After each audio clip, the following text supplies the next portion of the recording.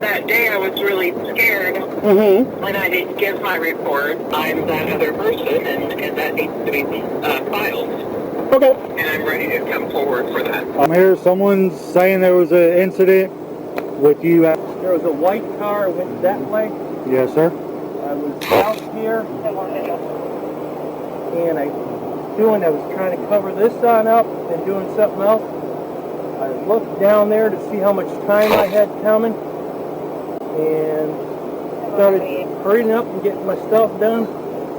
They came by. I went behind the tree right here, and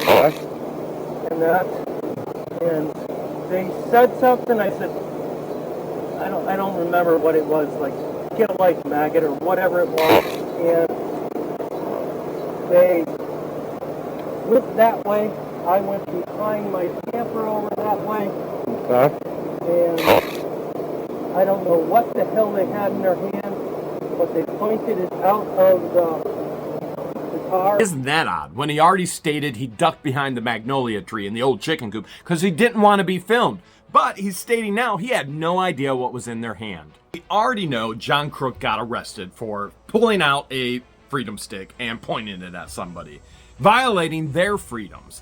And yet we haven't seen the initial interrogation or questioning of CROOK when he's asked about this incident, which, keep in mind, we already know LIEnette has said he's consuming strong drink, adding that with pills, which is like the biggest no-no in the world. We also know Landon said everyone knows he carries this freedom stick in his pocket everywhere. We've seen pictures of the complete and total filth. We've seen peanut butter with cleaning supplies. We've seen ramen noodles with, was it bug spray? I don't even know. It's all mixed together. Complete and total squalor. And they state that they don't even know where their next meal is coming from. And yet we've seen some of the highest end merch ever. Not to mention CROOK is saying, I sold a gun, I bought a gun. I sold a gun, I bought a gun. Which is it? Let's see what he has to say today. And while you're watching, I gotta go and run and play. I'm sorry. I got plans with my moles. And I stayed behind my chicken. Well, I call it the old chicken coop, but that's it. And you didn't do anything, say anything? No, I went back there and I hit that. So you said you never pulled a gun out your pocket? Nope. Okay. I see you got all this, the cameras. Do you guys have cameras, or are you just saying it's them? Nope. Where do your cameras show? Where do they point? My cameras go from right there to here, from that house on the corner there, out there. Okay. And then I have milk in the back, and then she has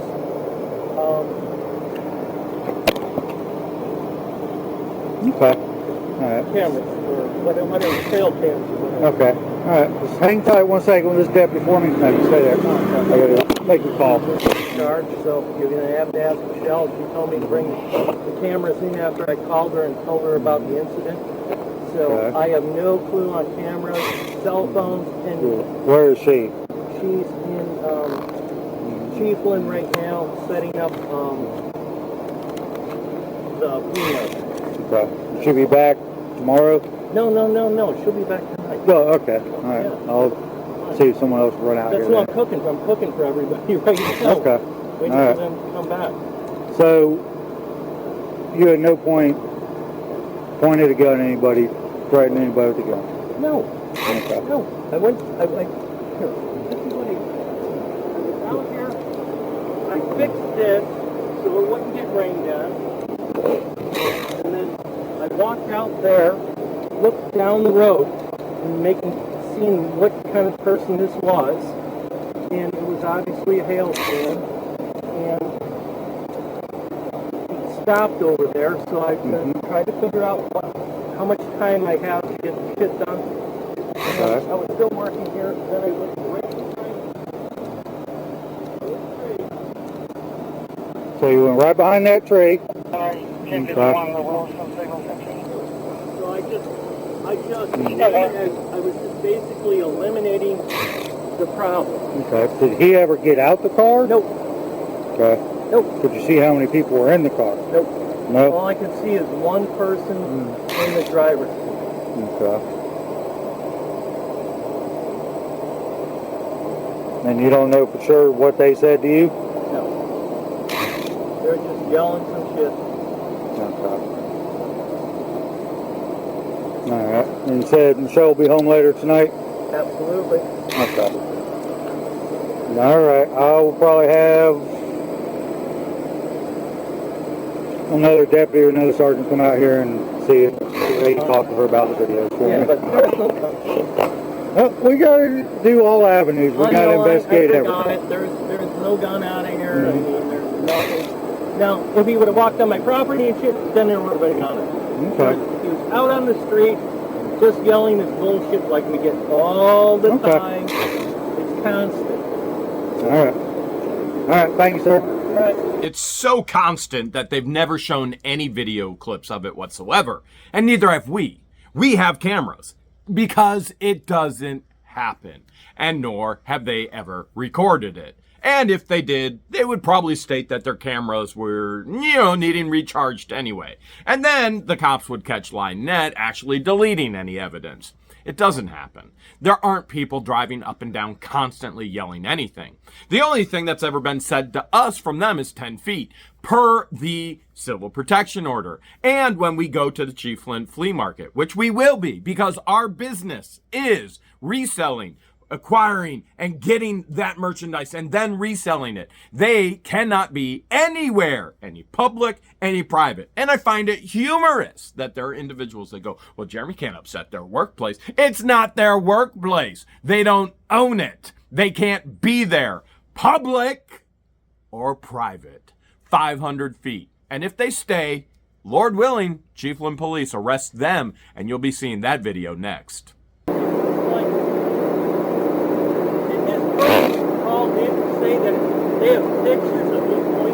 Well, they're saying an incident happened, and that's what I'm trying to find out if an incident did happen. Right? No incident happened, and it's just like all of his other stories. They keep fucking saying it, but there's never a picture.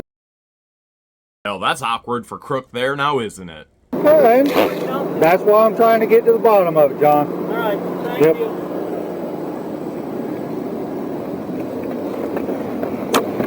We're going to swing back over to the post office where Wes and Patty and the child are now waiting for the deputies, where all this is going on. And keep in mind, Patty has told them, I don't want my public information out there. They tell her her public information will be saved. They tell her things that, well, now we know were completely and totally false.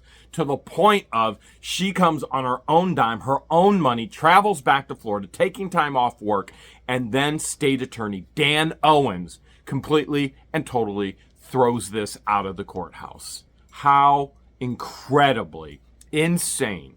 We never knew what we were moving into in Levy County, and never knew we'd be stalked here as well. Yes, can you just hold the hand in video? It was he pulled out his right pocket, and I'm going to say it looked black to me. It was not black. So I don't know if it was silver and brown, white. I don't know. But Are you familiar with guns? So revolvers, semi-automatic handgun. I'm going to say the way he was holding it, it made me want to think it was the revolver. Okay. It wasn't like a regular 9 or 45. Not put it that way. It was. So it you're was thinking, different. okay. I don't know what kind of gun he's got, but it was. Yeah, it wasn't like a 9 or 45, like a black. It wasn't like that. Okay. Not at all. All right. I was trying to call you to try to get it while I was down there. I shut my phone off. Well, I got a guy that's called harassing me, and I blocked him. He's still on me. I don't know how. But then it starts showing up no numbers, so I thought it was him. That's so I shut my normally me. phone. I'm sorry. No, you're good. You're good. All right. Well, I mean, of course, you know what he's going to say. Oh yeah, no. So, I mean, it's going to be an open investigation. We're going to try to continue it. I'm going to try to see if there's any other video evidence or anything to go forward with it. And again, if we can find that, you do want to pursue charges. Okay. Like I said, we're I'm trying to see if there is anything. Right now it's an open investigation. So we'll keep investigating, trying to see if we can obtain any. That's why I went over there for any video footage to try to do that. So What did you say about his video? you know, oh no, they point this way or that way, but I'll work on Yeah, that. where he was he was right in the middle. Well, I mean, if he was where, if you were saying where he was in that one video that I was able to see, that's fine. And we'll get it from there. But you're good to go, like I said. How long are you going to record it for? Saturday? Okay. Well, like I said, I'm going to continue following up, investigating. I'll be back out there tomorrow doing some more. Well, yes, sir. So, I mean, I also had my dispatch call you from an unlock, because most people don't, but we'll be in touch with it. Like I said, it's an open investigation, and, I mean, like, unfortunately, it's, you know, you could say one of them pulled a gun on you, and they said, no, I didn't, no video. I'm going to keep trying to push it to see if I can find any other relevant video that may show something, okay? All right. Hello, this is Deputy Trent. How are you doing?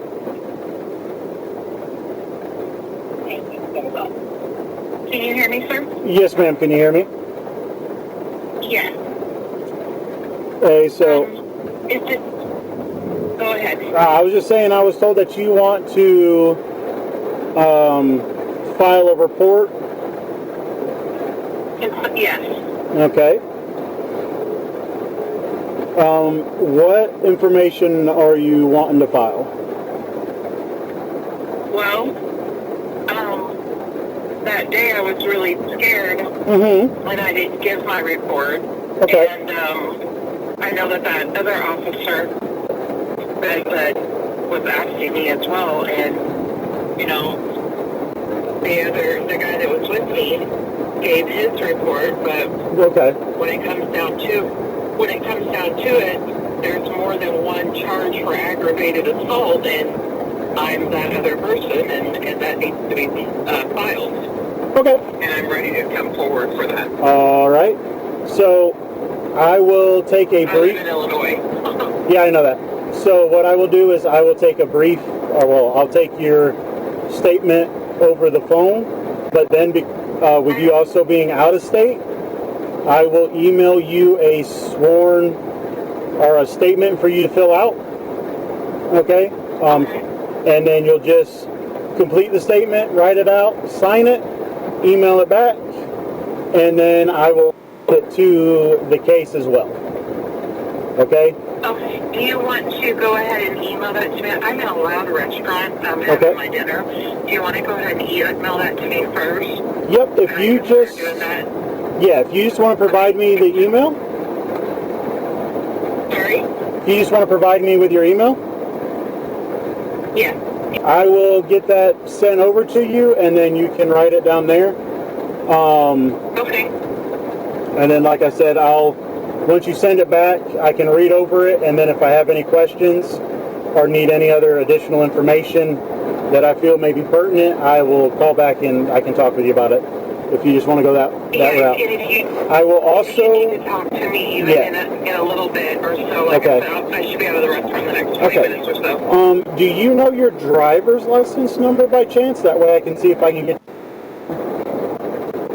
that way? Do you want to...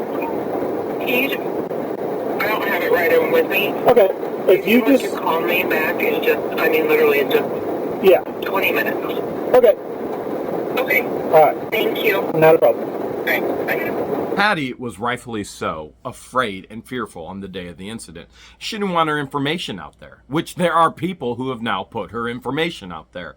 And that information is in the hands of individuals such as CROOK, who violates individuals' freedoms and their rights. You understand, this is by no means okay, and yet Levy County continues to let it go on. This isn't the first incident. We have it against Chad, and then they both drop charges against each other, or they're not going to press charges against others. He has it against me, and then they say Jeremy didn't show fear, therefore it doesn't meet the statute. I didn't even know he did it until I went back and looked at the video. How can I show fear of something that I didn't even know was happening? And then He does it to a adult male, adult female, and an 8-year-old child. These are the only 3 incidents that we know about. What else has transpired? Especially with CROOK stating it happens constantly, every single day. It's nonstop. All lies. I realize you realize that. And wait, hold a second. LIEnette realizes that. She stated that he's a liar, he's a narcissist, and the list goes on and on. But Levy County did not handle Patty, the victim of this crime, very well at all. As a matter of fact, I think they went on and further made her a victim. Now, as I state that, Deputy Trent, who is taking this statement, has been one of the best deputies that we've actually had interactions with, and we appreciate him and the way that he serves. So I do want to state very boldly and very clearly, Deputy Trent has been phenomenal with us. All looks good. The only thing I need now is to get your personal information for the report. One second, I gotta get it started here. Okay. But that's redacted and confidential that they don't, like it's not getting out into the public. Yes, ma'am. It does not go out in the public. They didn't redact it. I'm redacting it. And who's in charge of redacting? Tummins at the Levy County Sheriff Office. The same guy who sent a deputy to me at the county meeting stating, hey, there's a hit out on you in an email. Doesn't tell me where it came from. Doesn't even tell me how in the world they know that I'm at the Levy County Commissioners meeting. Little interesting, don't you think? And then they don't redact any of her information. This has become crazy. Has it? Huh? I could imagine. Oh my goodness, I never, it's wild. It's just wild. Well, they don't, this is Florida. I mean, how many more states do you know have their own man? Their own man? Yeah, like, you've never heard of Florida man? I'm from Illinois. Oh. You hear about Florida man all the time. All right, man, what's your date of birth? I will say I was sad a couple of days ago that I had to come back home. I mean, yeah. I spent an entire month down there. Okay, well, I don't know. It's kind of hot right now, so you probably saved yourself here from... too, though. What is your social? Hold on a second. Bring you on speaker. Okay. Go ahead. What is your social? Why?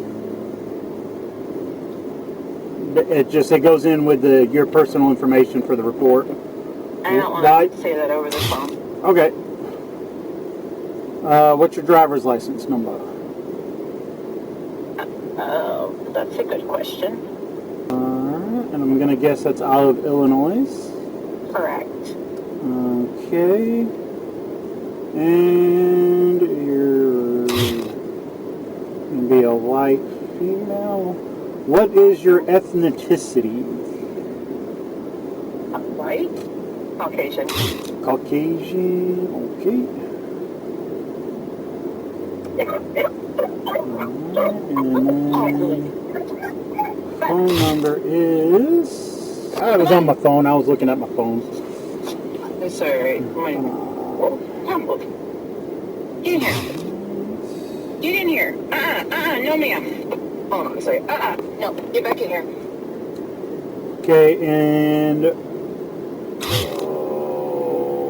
what is going to be a good address for you? Did you say something else? Your address, ma'am? Oh, you're correct. Alright, that's what the system tells me.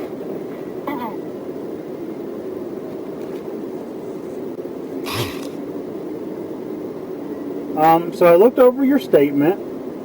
It looks to be pretty identical to kind of what everybody else said that day. That makes real good sense. Maybe kind of like that's what happened. Yeah, pretty much. That's probably what happened. All right, I will get this the supplement typed up and then get it forwarded over to the state attorney's office. Okay. Okay, and then If they you need will. to call me, you can call me back on this number's Okay. fine. It's my cell. Okay, they will. This is the number that the state will be contacting you on if they need to contact you as well. Yes, that'll be fine. Okay. All right.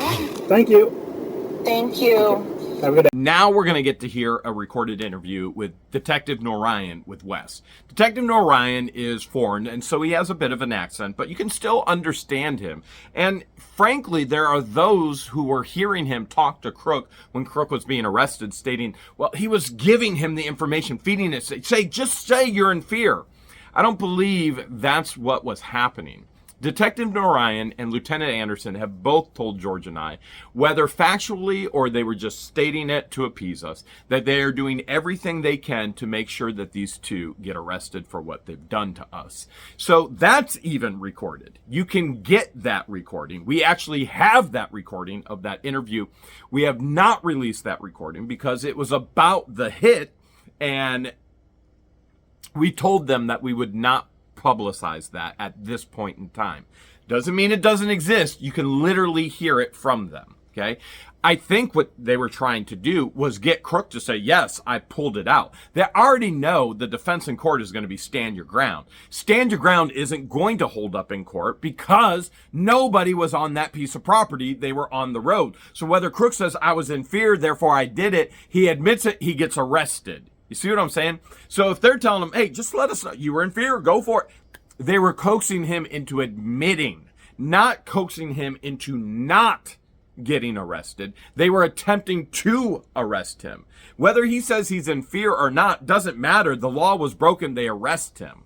And so my perspective of Detective Norian has been, he seems like one of the very, very good guys on the force. And I appreciate him and what he's doing. I don't believe it's Levy County Sheriff that dropped the ball on this. As a matter of fact, Knick went above and beyond to make sure. Norian went above and beyond to make sure that CROOK was arrested for what happened. It was Dan Owens, state attorney, who dropped the ball completely. Yeah. Hi, Mr. Dockery. Yeah. Hey, it's Lieutenant Norian, Levy County Sheriff's Office. I'm here with Sergeant Kinnick. Can you talk, or do we catch you at a bad time? No, talk. Okay, sir. We got a message to give you a call back reference to the investigation. Yeah, I was wanting to know how come whenever I gave my statement that there wasn't at least 2 charges on John Cook for me and one for my daughter. Sir, because we have to be able to get a statement from the victim to be able to charge a second count. If it's either us or a forensic interview by a child specialist, but we cannot charge a second count without being able to interview that victim. Okay. Well, how come?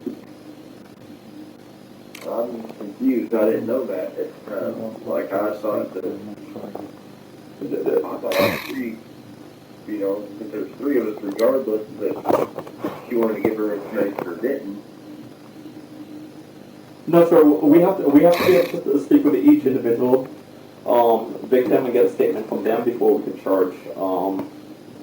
Before we could file a charge, because there's so much avenue where a defense attorney can come back and attack that, saying, okay, how do we know that's really the perspective of that particular victim? If it's your daughter or your friend that was there, we have to be able to interview everyone independently too, because there's certain elements of the crime for aggravated assault that needs to be met, and we cannot meet those elements of that crime unless we're able to interview those individuals. All right, but now that since he admitted it, John Cook admitting that he pulled a gun, how come that I automatically, regardless of... No, sir, because there's certain elements that we still need to get from the victim, regardless of his admission, because... Well, my daughter's 8, so I could be the voice for her. No, sir. We've dealt with 8-year-old victims. This is something we do on a regular basis. My section, investigation section. 8-year-olds, we normally, if we can't interview them, we send them to a specialized interview with a child specialist to do a forensic interview. but we need to hear from that particular victim before we can move forward with the charges. It's something that we're willing to do. If it's something you want to move forward with, just reach back out to Sergeant Kinnick and we can schedule a forensic interview in the area where you reside.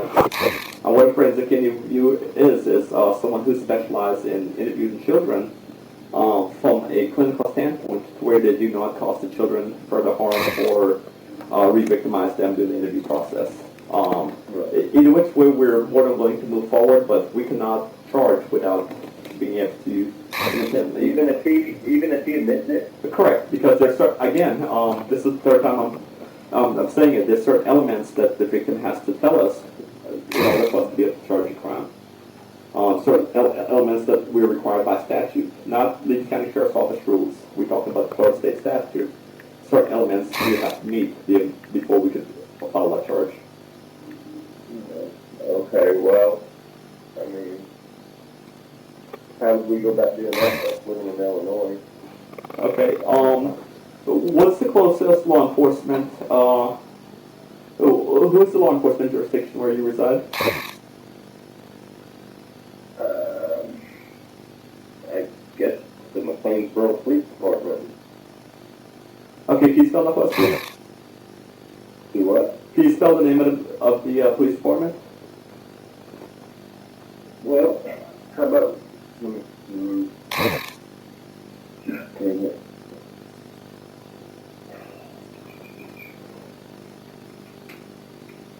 I'm thinking, because I don't want her to be, I know you said that they make sure that they're not more traumatized, like, Yes, sir. we're just now getting to the point where she's not bringing it up every day. It's like every other day, every couple of days now. So I'm afraid if I do that, then she's going to be talking about it more and more. And I don't know. If it's something that you're, I know that Trish, the other lady that was with me, I don't know if she's already called y'all or if she tried, but she was supposed to be calling today, and she's doing her side of it. Yeah. What's that? So, Yes, sir. She might be speaking with one of our other lieutenants. Then, as far as the daughter, I understand it's a difficult position with you as a dad, and I do respect that. Both of us are parents also. So my recommendation to you is just to, think about it overnight, and then give Sergeant Kinnick a call tomorrow and let us know what direction you want to go. We're more than willing to work with you. Sergeant Kinnick is meeting with the prosecutor next Friday. But we're more than willing to work with you to obtain your daughter's statement, if it's a forensic interview or some other manner. The forensic interview to me makes the most sense. Because when they do the forensic interview, she's in a room, very kid-friendly. They have like dolls and drawings and stuff like that, and they do it in a very therapeutic way. And it's also recorded, so that way, as she goes through the judicial process, she doesn't have to repeat the statement multiple times. Like for you, for example, when you talk to the prosecutor, you'll have to give them a statement again.